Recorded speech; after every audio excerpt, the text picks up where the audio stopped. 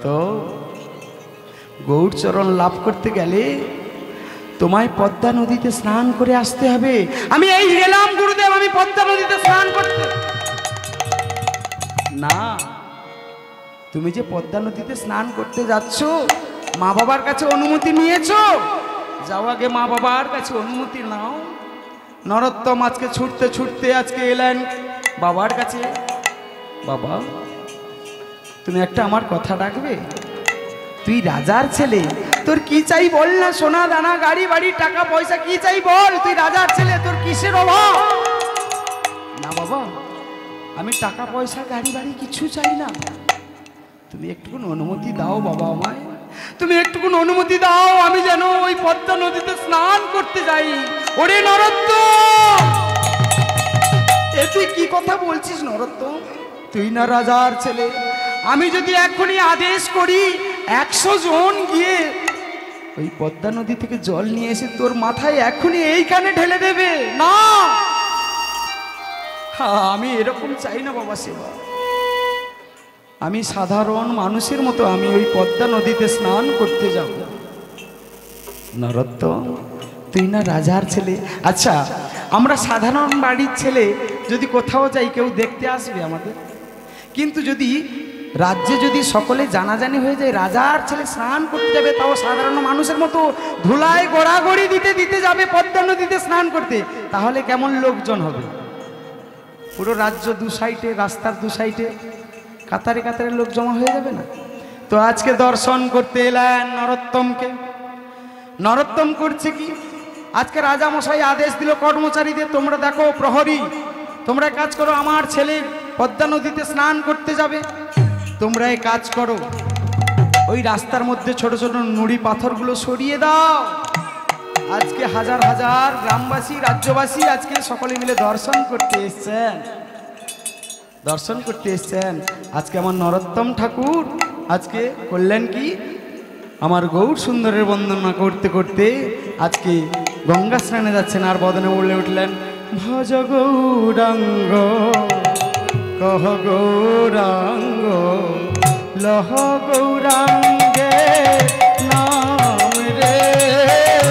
ভজ গৌরাঙ্গ কহ গৌরাঙ্গ লহ গৌরাঙ্গে নাম রে। ভজ গৌরাঙ্গ কহ গৌরাঙ্গ লহ গৌরাঙ্গের নাম রে। ভজ গৌরাঙ্গ কহ গৌরাঙ্গ লহ গৌরাঙ্গের নাম রে। যে জন গৌরাঙ্গ ভজে সে হয় আমার প্রাণ রে। যে জন গৌরাঙ্গ ভজে সে হয়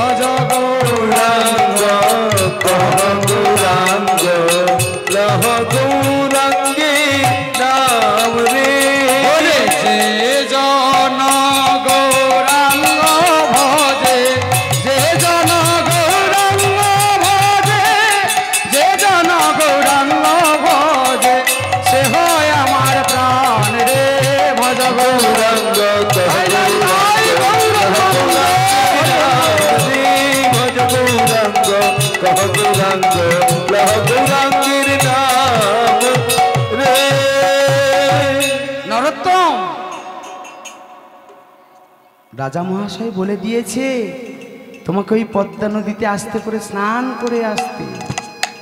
আমাদের দিয়ে স্নান করাতে বলেছে, 100 জন প্রহরী পাঠিয়েছে। তুমি কোথায় নেমে যাচ্ছ?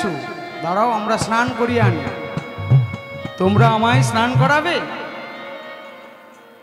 100 জন বাবা পাঠিয়েছে, তোমরা আমায় স্নান করাবে? দেখি তো কোথায় তোমরা আমায় স্নান করাও দেখি। আমি বাড়ি গিয়ে কিন্তু বাবাকে বলে দেব তোমরা 100 জন মিলে আমাকে ওই জলে চুবিয়ে মারার চেষ্টা করেছো। হয়েছে? প্রহরীরা অবাক হয়ে গেছে। আমরা কি করব? রাজ্যের চাকর বাকর মানুষ, গরিব মানুষ। তাহলে রাজার ছেলে যদি বলে দেয় এই কথাটা বাবাকে গিয়ে, বাবা আপনি তো প্রহরী পাঠিয়েছেন, আমায় জলে চুবিয়ে মারার চেষ্টা করেছিলেন, তাহলে তোমাদের গর্দান থাকবে? থাকবে না। এই জন্য বলি তোমরা কুলে বসো, আমি একা গিয়ে স্নান করে আসবো। ধূর্ত ছেলে তো। প্রহরীরা বলল, নরোত্তম তুমি আমাদের এই কথা বলছো? আমরা তোমায় মেরে ফেলবো? ঠিক আছে, আমরা কুলে থাকছি, তুমি স্নান করে আসো, আমরা সতর্কতার মধ্যে আমরা থাকছি। পদ্মা নদীতে স্নান করতে নেমে গেলেন নরোত্তম। পরশ মাত্রে অধিক উছলিছে, অধিক ঢেউ তরঙ্গে নরোত্তম কোথায় তলিয়ে গেলেন? ওই জলের তলার মধ্যে। আজকে প্রহরীদের মাথায় হাত, হায় হায় হায়, রাজার ছেলে কোথায়, কি হলো গো?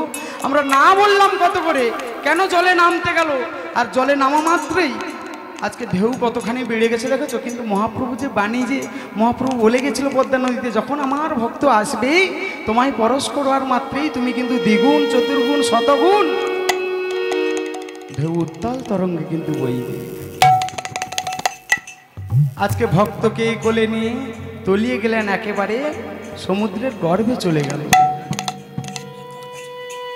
পদ্মা মা সমুদ্রের কোলে আজকে নরোত্তমকে কোলে নিয়ে বলছে, নরোত্তম, নরোত্তম মা তুমি আমায় দেখা দিয়েছো, দেখা দেব না নরোত্তম?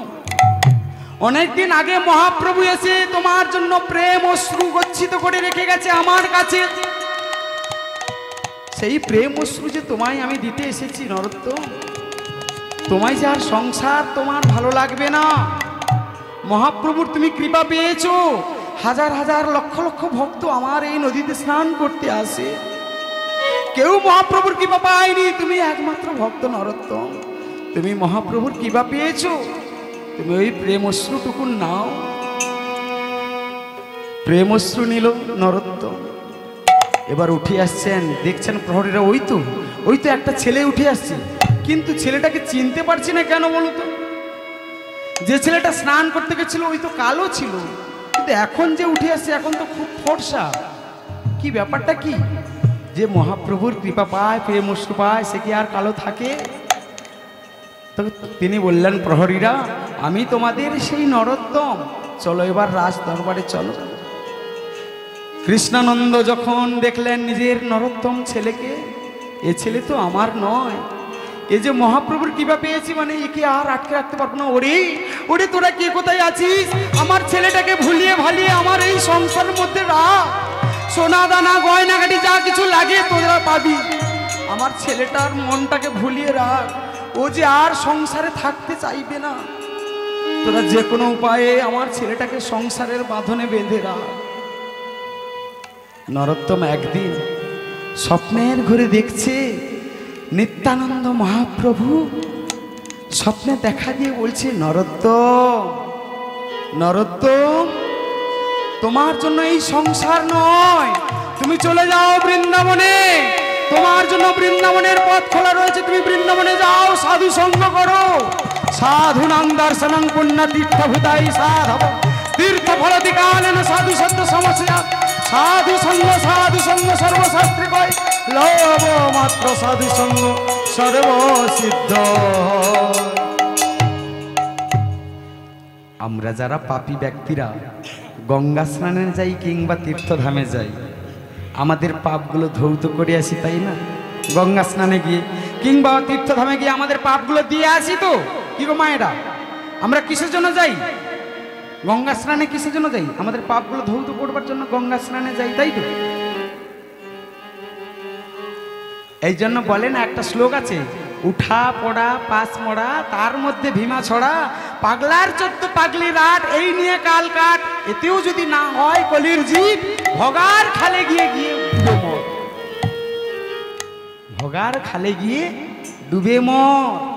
উঠা পড়া পাস মরা, এই তো উত্থান একাদশী আসছে, উত্থান একাদশী, উঠা একাদশী, পড়া শয়ন একাদশী, উঠা পড়া পাস মরা, পার্শ্বাই একাদশী, তার মধ্যে ভীমা ছড়া, 4টা একাদশী করতে হবে আপাতত।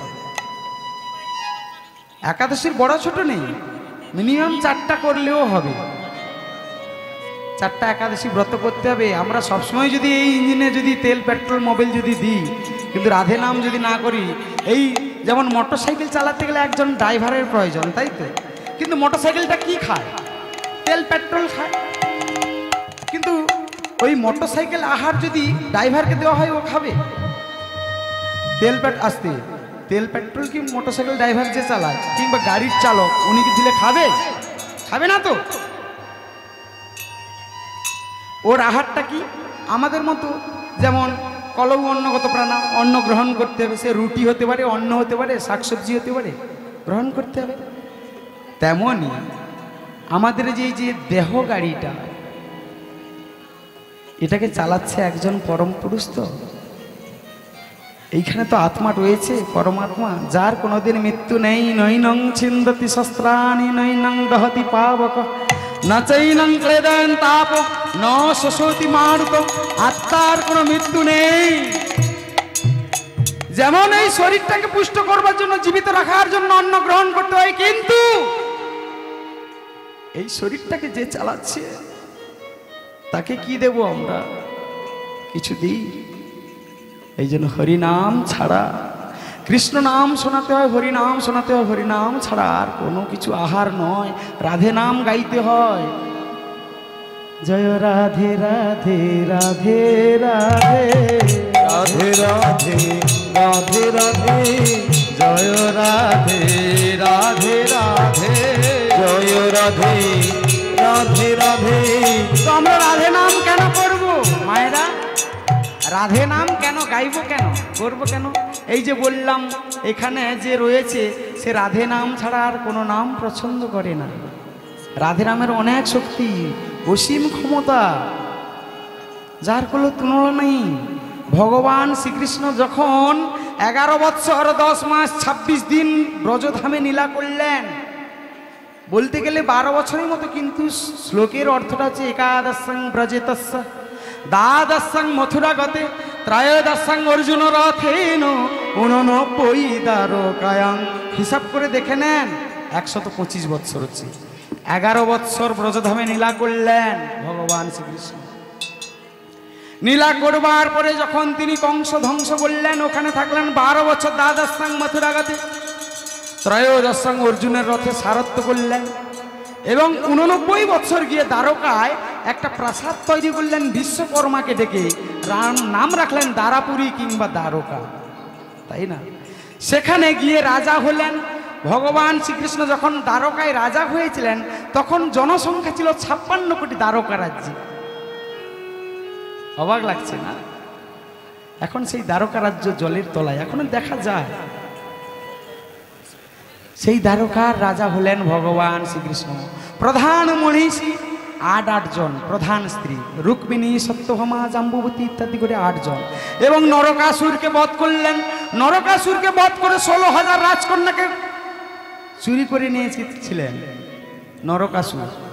নরকাসুরকে বধ করবার পরে তিনি 16,000 রাজকন্যাকে উদ্ধার করার পরে 16,000 রাজকন্যাকে পুনর্বিবাহ করলেন, আবার বিয়ে করলেন।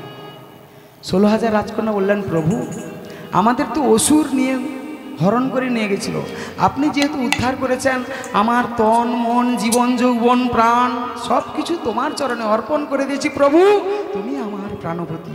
সকলে মিলেই বললো, সবাইকে বিয়ে করলেন। তখন জনসংখ্যা হলো কত? 16,108 কৃষ্ণের স্ত্রীর সংখ্যা। একদিন বসছেন ভগবান শ্রীকৃষ্ণ, রুক্মিণী দেবী হচ্ছে প্রধান স্ত্রী, এবার রাধারানী। রাধারানী কিন্তু স্ত্রী নয়, রাধা কৃষ্ণ একই আত্মা, ভিন্ন দেহ ধরি অনন্য বিলাস রস আস্বাদন করি। একটাই তো আত্মা, অজনী সম্ভা। কেন মা হবে? রাধা কৃষ্ণের আত্মা তো এক, ভক্তের মনোবাঞ্ছা পূর্ণ করবার জন্য তিনি অভিনয় করছেন, কিন্তু আত্মাটা তো এক। আগে জানতে হবে রাধা স্ত্রী নয়, রাধা হচ্ছে ভগবান শ্রীকৃষ্ণ, এক আত্মা। আমার স্বামী স্ত্রী দুটো আত্মা, দুটো দেহ, কিন্তু রাধা কৃষ্ণের একটাই আত্মা, ভিন্ন দেহ। দেহটা ধারণ করেছে আলাদা আলাদা, শুধু লীলা করবার জন্য, ভক্তদের বোঝানোর জন্য। কেন সন্তান হবে? উনি তো অজনী সম্ভা। কেন সন্তানটা হবে? কেন মানস সন্তান একটা হয়েছিল, তাও ডিম রূপে ভগবানের, তাও তার জন্ম দেওয়ার আগেই কিন্তু উনি আছাড় দিয়ে মারতে গিয়ে ভেঙে দিয়েছে। তো ভগবান শ্রীকৃষ্ণ রুক্মিণী দেবীর ঘরে বসছেন। রুক্মিণী দেবী বললেন ভগবানকে, এক গ্লাস গরম দুধ নিয়ে এলেন ভগবানকে সেবা দিবেন বলে। ভগবান করলেন কি? ভগবান করলেন কি? একটা চুমুক দিয়েছে, রাধে। গরম লেগে গেছে, ছ্যাঁকা লেগে গেছে। ভগবানের শ্রীকৃষ্ণের গরম দুধটা পান করতে জিভে ছ্যাঁকা লেগে গেছে। রুক্মিণী দেবী বলল, প্রভু গো, আমি আপনার সদা সর্বদাই সবসময় আপনার কাছে থাকি, কিন্তু একদিনও তো কখনো বললেন না যে রুক্মিণী দেবী। কখনো একটি বারের জন্য তো বলেননি রাধে কি আমার থেকে অতীব সুন্দর, আমার কি নেই? আমি যদি আমার স্ত্রীর কাছে, যদি অপর একটা মেয়ের কাছে প্রশংসা যদি করি আমার স্ত্রীর কাছে, আমার স্ত্রী জ্বলবে তো? জ্বলবে না? নিশ্চয়ই জ্বলবে। তাহলে রুক্মিণী দেবী প্রধান স্ত্রী, রুক্মিণী দেবীর কাছে যদি রাধারানীর যদি প্রশংসা করে, রুক্মিণী দেবী অবশ্যই বলবে, প্রভু আমার কাছে কি নেই যে তুমি সদা সর্বদাই রাধে রাধে বলো? রুক্মিণী দেবী, তুমি রাধারানীকে দর্শন করেছ না? তো তুমি একবার বৃন্দাবনে যাও, বৃন্দাবনে গিয়ে রাধারানীকে দর্শন করে আসো। বৃন্দাবনে যাব প্রভু? হ্যাঁ, তুমি বৃন্দাবনে গিয়ে দর্শন করে আসো, দেখবে এখনো সেই বৃন্দাবনে বাঁশি বাজে। তুমি বৃন্দাবনে, বৃন্দাবন বৃন্দাবন বৃন্দাবন বৃন্দাবন বৃন্দাবন বৃন্দাবন বৃন্দাবন বৃন্দাবন বৃন্দাবন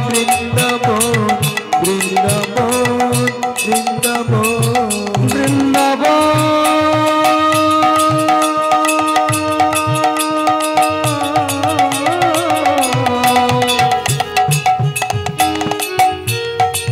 বৃন্দাবন বৃন্দাবন বৃন্দাবন বৃন্দাবন বৃন্দাবন। ওই তো বৃন্দাবন। আজকে রুক্মিণী দেবী বৃন্দাবনে প্রবেশ করছেন। আর প্রবেশ করা মাত্রই শুনতে পেলেন, কি শুনতে পেলেন? বৃন্দাবন বিলাসিনী রাই আমাদের, বৃন্দাবন বিলাসিনী রাই আমাদের, বৃন্দাবন বিলাসিনী রাই আমাদের, বৃন্দাবন বিলাসিনী রাই আমাদের, ওগো রাই আমাদের, রাই আমাদের শান্ত মাদের, রাই আমাদের, ওগো রাই আমাদের, রাই আমাদের শান্ত মাদের, রাই আমাদের। বৃন্দাবন বিলাসিনী রাই আমাদের, বৃন্দাবন বিলাসিনী রাই আমাদের। সুখ বলে আমার কৃষ্ণ বাসি করে গা,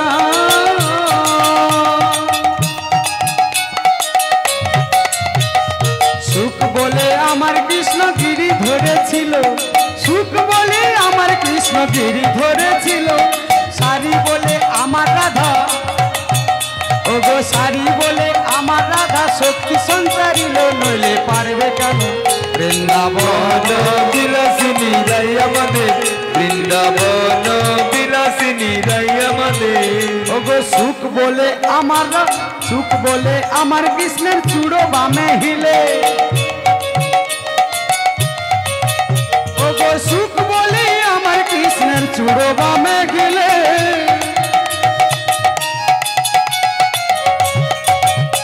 আমার শাড়ি বলে, আমার শাড়ি বলে, আমার শাড়ি বলে আমার রাধার চরণ পাবে বলে, নইলে চাইতে হিলে। বৃন্দাবন বিলাসিনী রাই আমাদের, বৃন্দাবন বিলাসিনী রাই আমাদের। এই যে এত অপরূপ সুন্দরী, তুমি বোধহয় আমার সেই রাধারানী গো। বলো না তুমি রাধারানী? তোমায় বৃন্দাবনে প্রথম দেখতে পেয়েছি, এত সুন্দর দেখতে। বলো না কে তুমি? আমি দ্বারকা থেকে এসছি গো, শ্রীকৃষ্ণ আমায় পাঠিয়েছে।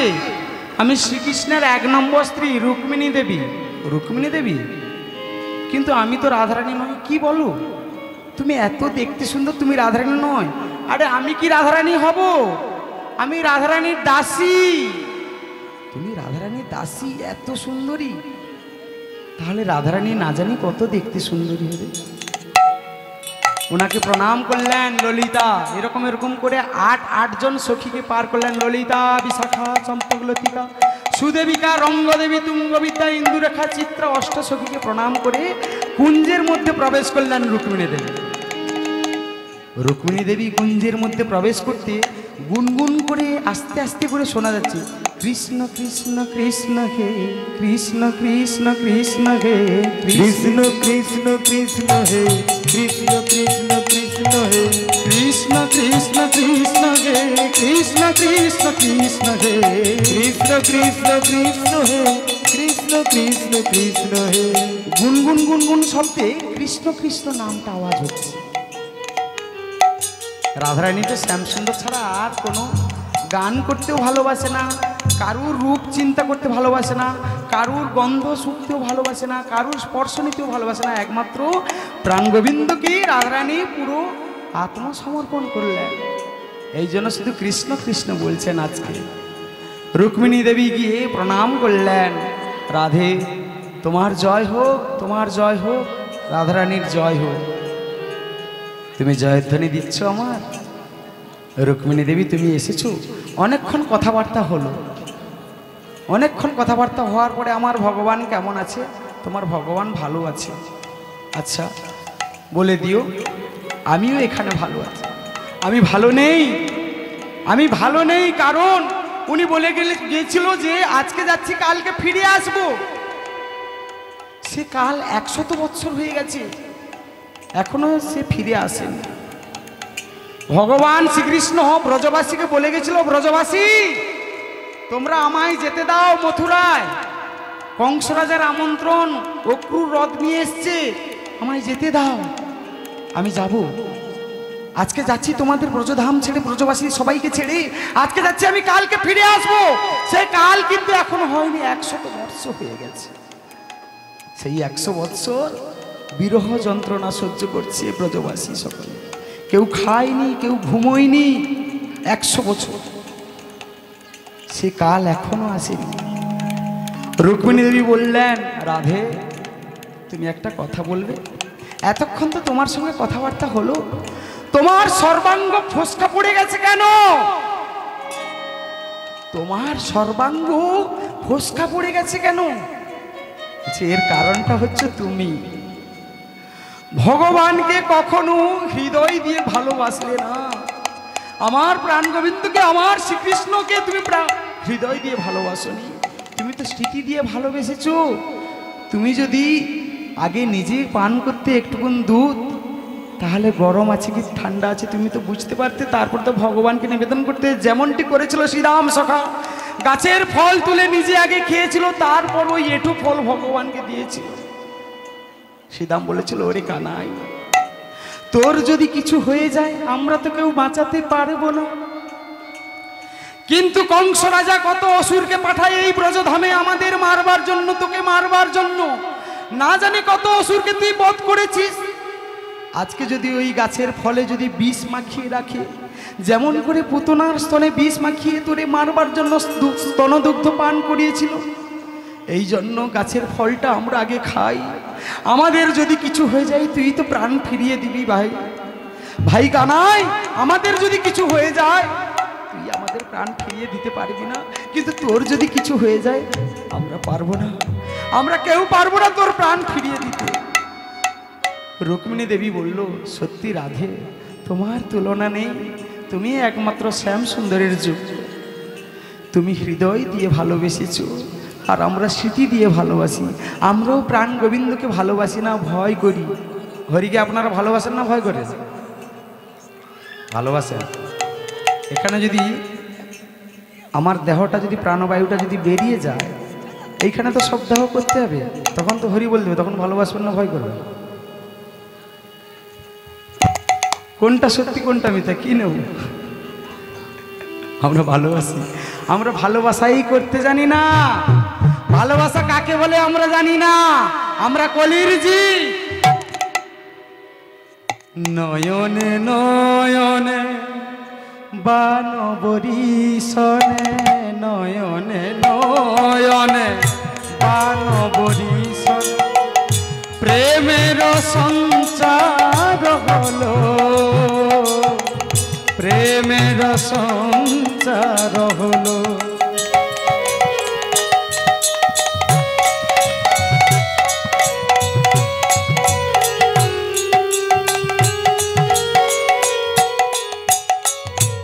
দ্বিজ চণ্ডীদাসে বলে রতি কলা সম ক্রমে বাড়িতে রইল।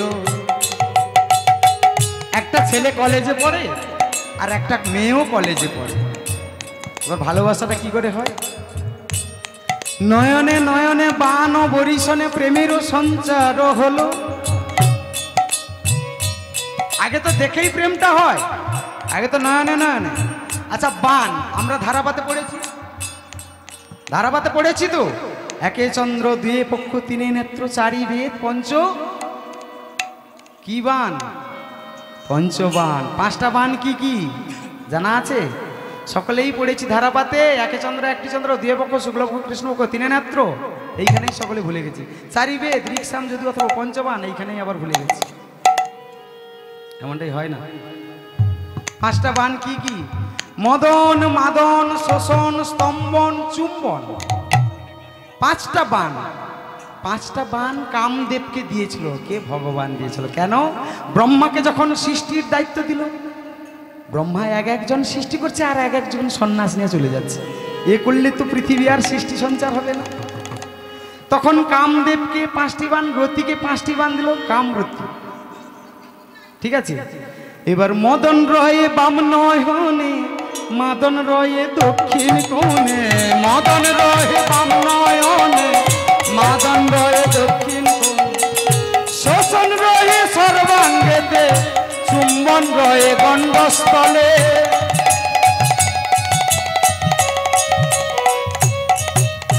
আর স্তম্ভন রহে উচ্চ দিকে, পঞ্চবান বিরাজ করে।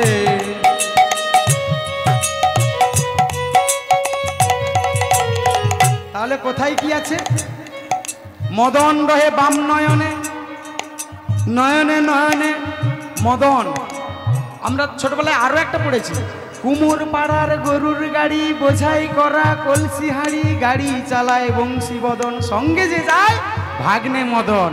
হাট বসেছে শুক্রবারে, বক্সিবাজের পদ্মবাড়ে। জিনিসপত্র গুটিয়ে এনে গ্রামের মানুষ বেচে কেনে, উচ্ছে বেগুন পটল মূলো, বেতের বোনা ধামাকুলো। এরকম ছড়াগুলো আমরা পড়েছি তো ছোটবেলায়। তাহলে এটা কিন্তু কি বললাম প্রথমে? ছড়াটা কুমোর পাড়ার গরুর গাড়ি। এই সংসারটা কুমোর পাড়ার গরুর গাড়ি, বোঝাই করা কলসিয়াড়ি, ছেলে মেয়ে, স্ত্রী পুত্র পরিবার, বোঝাই করা কলসি হাঁড়ি, সঙ্গে যে যায় ভাগ। হ্যাঁ, গরু গাড়িটা চালাচ্ছে কে? বংশীবদন ভগবান শ্রীকৃষ্ণ এই সংসারটাকে চালাচ্ছে, তাই তো? এটা কিন্তু পুরো শাস্ত্রের কথাই কিন্তু আগেকার দিনে পড়া, আর এখনকার দিনে পড়া যে কী বাবা মাথায় ঢোকে না। ছেলেটাকে ইংলিশ মিডিয়ামে পড়িয়েছি, আমরাও পড়াতে পারি না, বুঝতেও পারি না কী তার মাস্টারমশাই পড়ায়। একটা একটা ক্লাস করে 1500-1700 টাকা দাও, কি পড়ে ছেলেও জানে আর ছেলের মাও জানে টুকিটাকি, আর আমি বুঝতে পারি না ও কী সব পড়ে। মদন রহে বাম নয়নে, কেননা নয়নে নয়নে আগে প্রথমে নয়ন দিয়ে দর্শন করতে হয়। নয়নে নয়নে বান বরিশনে প্রেমেরও সঞ্চার হলো, আগে দেখলেই মনটা দেওয়া হয়। মদন রয়ে বাম নয়নে, মাদন রয়ে দক্ষিণ কোণে। শোষণ রয়ে সর্বাঙ্গেতে, চুম্বন রয়ে গণ্ডস্থলে, স্তম্ভন রয়ে কুচ দেহে, পঞ্চবান বিরাজ করে।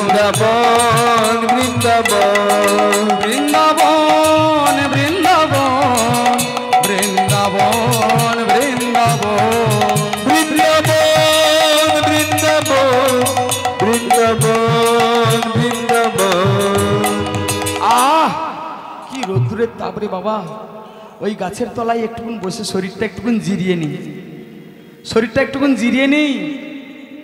বেশ হাঁটতে হাঁটতে চলতে চলতে না, ছুটতে ছুটতে আমার শরীরটা ক্লান্ত হয়ে গেছে। ওই গাছের তলায় ভীষণ রোদ্দুরের তাপ, তো এখন একটু শরীরটাকে জিরিয়ে নিই, তারপরেই কিন্তু আমি কিন্তু আবার ছুটতে লাগলাম। নরোত্তম ঠাকুর আমার কল্যাণ কি ওই বৃক্ষতলায় বসে একটু শরীরটা জিরিয়ে নিচ্ছে। এমন সময় ঘুমটা এসে গেছে, তন্দ্রা এসে গেছে। এমন সময় স্বপ্নে দেখছেন দুজন ব্রাহ্মণ ঠাকুর এসছেন। নরোত্তম, তুমি এখানে এসছো বৃন্দাবন যাবে বলে? দেখো আমি দুজন এসছি, আমরা দু ভাই, সনাতন গোস্বামী এবং রূপ গোস্বামী। এ কাজ করো, তুমি বৃন্দাবনে চলে যাও, তোমার কোনো অসুবিধে হবে না। তুমি আগে কিন্তু আমার মহাপ্রভুর দর্শন পেয়েছো, তোমার শরীরে ভীষণ শক্তি, তুমি প্রেম রূপী অশ্রুধার পান করেছো, দুগ্ধরূপী প্রেম পান করেছো, মহাপ্রভুর দর্শন পেয়েছো। আমরা সনাতন গোস্বামী এবং রূপ গোস্বামী দুজনের দর্শন পেয়েছো। তুমি যাও বৃন্দাবনে গিয়ে শ্রীজীব গোস্বামীর কাছে যাও। শ্রীজীব গোস্বামী আমার ভাইপো, আমার ছোট ভাই অনুপমের ছেলে আমার শ্রীজীব। আমরা দুজন জ্যাঠা মহাশয় অনুপমকে কাছে গিয়ে, অনুপমের ছেলে শ্রীজীব গোস্বামীর কাছে গিয়ে বলো তোমার দুজন জ্যাঠা মহাশয়ের সঙ্গে দেখা হয়েছে, নিশ্চয়ই ও কোল দেবে। আজকে বৃন্দাবনে গেলেন, বৃন্দাবনে গিয়ে আজকে শ্রীজীব গোস্বামীর জয়ধ্বনি দিচ্ছেন। জয় জয় শ্রীজীব গোস্বামী প্রভুপাদ কি, জয় জয় শ্রীজীব গোস্বামী প্রভুপাদ কি, জয় জয় জয় শ্রীজীব গোস্বামী প্রভুপাদ কি জয়। কে ভাই তুমি আমার এত সুন্দর জয়ধ্বনি দিচ্ছ? আমার নাম নরোত্তম। ও নরোত্তম, তুমি সেই কৃষ্ণানন্দ ধনের ছেলে, তুমি রাজার ছেলে এসছো। ওই তোমার পালকি কোথায়, ঘোড়া কোথায়, কি ব্যাপার কি? ওরে কে কোথায় আছিস? নরোত্তম রাজার ছেলে এসছে রে বৃন্দাবনে, একে বসার আসন করে দে। গুরুদেব, আমি তো পালকি ঘোড়া নিয়ে আসিনি, আমি তো ছুটতে ছুটতে সেই খেতুরি গ্রাম থেকে বৃন্দাবন, খেতুরি গ্রামে আমার রাজদুয়ার থেকে আপনার বাড়ির আশ্রমের দুয়ার পর্যন্ত আমি ছুটতে ছুটতে এসেছি। ওরে নরোত্তম, তুই ছুটতে ছুটতে এসেছিস বৃন্দাবন ধামে? হ্যাঁ, পথে দেখা হয়েছে মহাপ্রভুর সঙ্গে ব্রাহ্মণ বেশি, আমি জানছিলাম না। আপনার দুজন জ্যাঠা মহাশয় বলেছে আমাকে স্বপ্নের মধ্যে, রূপ গোস্বামী এবং সনাতন গোস্বামী। ওরে নরোত্তম, তুই কাদের দর্শন পেয়েছিস জানিস? ওরা দুজন আমার শুধু জ্যাঠা মহাশয় নয়, আমার দুজন গুরুও বটে। তুই যখন ওদের দর্শন পেয়ে গেছিস, আমি তোরে আজ থেকে আর দীক্ষা দেব না। আমি যদি দীক্ষা দিয়ে দিই তাহলে গুরুর উপর বাটপাড়ি করা হবে। আমার জ্যাঠা মহাশয়, আমার গুরুজন, আমার গুরুদেব, আমি যেহেতু যেহেতু তাদের দেখা পেয়েছিস, আমি আর দীক্ষা দেব না। তুই এক কাজ কর, বৃন্দাবনে একজন রয়েছে লোকনাথ গোস্বামী, লোকনাথ বাবাজি নয়, যিনি রনে বনে জলে জঙ্গলে যেখানেই বিপদে পড়িবে আমায় স্মরণ করিও, আমি তোমাদের রক্ষা করিব, সে বাবা নয়। এ লোকনাথ গোস্বামী, যিনি কাউকে কোনোদিন দীক্ষা দেয়নি, কোনোদিন দেবেও না। তুমি যদি তার কাছে গিয়ে যদি দীক্ষা গ্রহণ করতে পারো, তাহলে তোমার জীবন ধন্য হয়ে যাবে। গুরুদেব, আমি যাব। লোকনাথ গোস্বামীর কাছে গিয়ে বললেন, জয় জয় লোকনাথ গোস্বামী প্রভুপাদ কি জয়। কে তুমি আমার জয়ধ্বনি দিচ্ছ? আমি নরোত্তম, রাজার ছেলে। রাজার ছেলে আমার জয়ধ্বনি দিচ্ছ কেন? তোমার সাহস তো কম নয়। আমি আপনার কাছে শিষ্যত্ব গ্রহণ করতে চাই, আপনি আমায় দীক্ষা প্রদান করুন। কেননা শুনেছি অদীক্ষা জীবনং শূন্যং দীর্ঘ শূন্যং বান্ধবা পুত্রহীনং গৃহং শূন্যং সর্বকষ্ট দারিদ্রতা। কথাগুলো বোঝা গেল? যে দেহে দীক্ষা গ্রহণ হয় নাই অদীক্ষা জীবনং শূন্য, যে দেহে দীক্ষা গ্রহণ হয় নাই সে দেহটা শূন্য, কোনো মূল্য নেই। দিক শূন্যং বান্ধব, যেদিকে আপনার বন্ধু বান্ধব নেই ওই দিকটাই শূন্য। যে গৃহে সন্তান, ছোট সন্তান জন্মগ্রহণ করেনি, শিশু সন্তান, ওই ঘরটাইও শ্মশান সাদৃশ্য। অদীক্ষা জীবনং শূন্য, জীবনটা শূন্য, শ্মশান সাদৃশ্য। কেন? যার হাতে এক গ্লাস জল পান করলে মূত্র সমতুল্য পান করা হয়, যার হাতের এক মুষ্টি অন্ন পান গ্রহণ করলে ভিষ্টা সমতুল্য, যে দিয়ে দীক্ষা গ্রহণ হয়। তো শিক্ষা দিলেন। তো লোকনাথ স্বামী বললেন যে আমি তোমায় দীক্ষা দিতে পারবো না, কারণ দীক্ষা দিলে শিষ্যের পাপ গ্রহণ করতে হয় এবং শিষ্যের সেবা নিতে হয়। তোমায় যদি আমি শিষ্য করি তাহলে তুমি আমার সেবা করবে, আর আমি রাধা গোবিন্দের যে চরণ সেবা করি, যে ভজন সাধন করি, আমাকে তোমায় ভাগ দিতে হবে। আমি কিন্তু ভাগ দিতে পারবো না, আমি তাই দীক্ষা দেব না। গুরুদেব, আমি কিন্তু মনস্থ করেছি আপনাকেই গুরুদেব বানাবো। আপনি যেমন বলছেন যে দীক্ষা দেবেন না কোনোদিন কাউকে, আমিও রাজার ছেলে, রাজরক্ত বইছে আমার শরীরে, আমার জেত্রাও কত বড় দেখো। তাই তো অযাচিতভাবে রাজার ছেলে হয়ে অযাচিত সেবা করতে লাগলেন। কি সেবা? ব্রজবাসীর ঘরে গিয়ে ভিক্ষা করে নিয়ে এসে গুরুদেবের আশ্রমে রেখে দিত লুকিয়ে, গুরুদেবের মন্দির চত্বরটা ঝাড় দিয়ে দিত, ফুল তুলে লুকিয়ে রেখে দিত, গুরুদেব জানতে পারতো না, আর ব্রজবাসীর ঘরে ভিক্ষা করত। সখী সে হরি কেমন ওরে নাম শুনে যা, এত প্রেম জাগে চোখে আনে এত জল। সখী সে হরি কেমন নাম শুনে যার এত প্রেম জাগে, চোখে আনে এত জল। সখী সে হরি কেমন সে কি আসে এই পৃথিবীতে গাহি রাধা নাম বাঁশুরিতে। সে কি আসে পৃথিবীতে গাহি রাধা নাম বাঁশুরিতে। যার অনুরাগে বিরহ যমুনা, যার অনুরাগে বিরহ যমুনা হয়ে ওঠে চঞ্চল। সখী সে হরি কেমন নাম শুনে যার এত প্রেম জাগে, চোখে আনে এত জল। সখী সে হরি কেমন তারি কি নামে ডাকিলে আসে। এত সুন্দর একখানি গান কে লিখেছেন বলুন তো বাবা? জানেন? অনুপ জলোটা গাইছেন যিনি ভজন সম্রাট, কোটি কোটি চরণে দণ্ডবোধ জানায়, তিনি সুন্দর করে গেয়েছেন। তো লিখেছেন কে? লেখক কে? যিনি একজন মুসলমান। তিনি একটা আধে গান লিখেনি, একটা দুটো নয়, হাজার হাজার লক্ষ লক্ষ এরকম গান লিখেছেন। যত গান অনুপ জলোটাই গিয়েছেন প্রায় গান।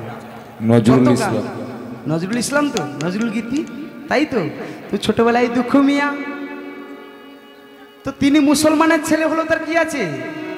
তার মুসলমানের ছেলে, তার ধর্ম ইসলাম হলো, তার কি আছে? কিন্তু তার হৃদয়টা বৈষ্ণবতায় পরিপূর্ণ। তিনি এত সুন্দর সুন্দর আমার গোবিন্দকে নিয়ে গান লিখেছেন, ভাবুন। তারে কি নামে ডাকিলে আসে। ভগবানকে কি নামে ডাকবেন? ভগবানের তো অজস্র নাম, কি নামে ডাকবেন? রাম বললে আসবে, কানাই বললে আসবে, কৃষ্ণ বললে আসবে, হরি বললে আসবে, মাধব বললে আসবে, আসবে তো? গোবিন্দ বললে আসবে, গোপাল বললে আসবে, আসবে না? আসবে। ডাকটা যদি ডাকার মতো হয়, ডাকটা যদি ডাকার মতো হয়, নিশ্চয়ই আসবে। তাহলে ভগবানকে ডাকতে গেলে কি দিতে হবে? তার ফিসটা কি? ডাক্তার মহাশয়ের কাছে গেলেন, আপনি কথা বলতে পারেন না, বোবা। ডাক্তার মহাশয় আপনার চিকিৎসা করবে তো? কি করে করবে? এক ফোঁটা রক্ত নিয়ে নেবে, চেক আপ করবে, কী হয়েছে দিয়ে ট্রিটমেন্ট শুরু করে দিবে, ওষুধপত্র দিবে, তাই তো? কিন্তু ভগবানের কাছে কি দিতে হবে? এক ফোঁটা দিয়ে দিলে উনি রিচার্জ করলে আপনি কি ভাষায় কি নামে যেই নামে ডাকুন না কেন উনি বুঝতে পেরে যাবে। তারি কি নামে ডাকিলে আসে, কোন রূপ গুণ পাইলে সে রাধা সম ভালোবাসে। তারি কি নামে ডাকিলে আসে, কোন রূপ কোন গুণ পাইল সে রাধা সম ভালোবাসে। সখী শুনেছি সে নাকি কালো, জালে কেমন সে এত আলো। সখী শুনেছি সে নাকি কালো, জালে কেমন সে এত আলো।